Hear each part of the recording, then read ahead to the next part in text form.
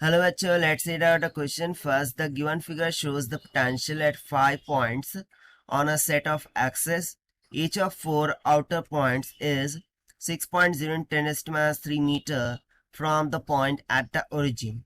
From the data shown, find the magnitude and direction of the electric field in the vicinity of origin.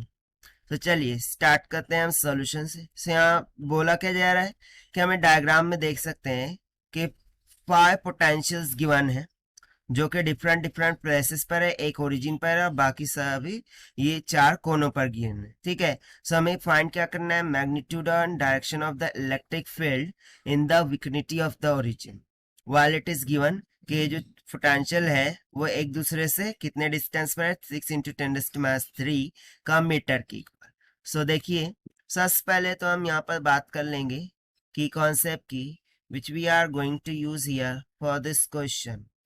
सो देखिए electric field की यदि मैं बात करूं, ठीक है, मैग्नीट्यूड ऑफ इलेक्ट्रिक फील्ड वो किसके इक्वल होता है, change in potential by distance के, यानी कि जो भी ये जो दो चार्जेस है जैसे, सो इनके बिटवीन में जो भी डिस्टेंस होगा वो, ठीक है। सो भाई इसी कॉन्सेप्चुअल फॉर्मूले का हम यहाँ पर उपयोग करेंगे। तो सबसे पहले तो देखिए यदि मैं यहाँ पर देखूं ये 505 वोल्ट और ये वाला 505 वोल्ट, और देखिए जो ओरिजिन पर है वो भी क्या है 505 वोल्ट है। सो इनका डिफरेंस तो क्या हो जाएगा, जीरो हो जाएगा, ये भी क्या हो जाएगा जीरो। और either you can say that कि ये 505 ये 505 को क्या कर देगा, कैंसिल आउट कर देगा। सो बचे क्या, सिर्फ और सिर्फ ये दोनों, यानी कि जो इलेक्ट्रिक फील्ड होंगी वो सिर्फ इन दो और एक जो ओरिजिन पर है इन तीन पोटेंशियल के कारण से होंगी, दैट इज 495 एंड 515। ना इन तीनों में से मैक्सिमम कौन सा है, 515 वोल्ट। ठीक है, ये पोटेंशियल क्या है, मैक्सिमम है। सो जो इलेक्ट्रिक फील्ड होंगी वो भी किस डायरेक्शन में होंगी, उसी के डायरेक्शन में होंगी। यानी कि इलेक्ट्रिक फील्ड का हमें यहाँ से सिंपली जो डायरेक्शन है वो पता चल गया, that is right word. Okay, to the right direction पता चल गई। बस अब हम इसका मैग्नीट्यूड कैलकुलेट कर लेते हैं। सो देखिए कैसे कैलकुलेट करेंगे। सो ये तो मैंने मान लिया कि ई नेट इलेक्ट्रिक फील्ड लग रही है।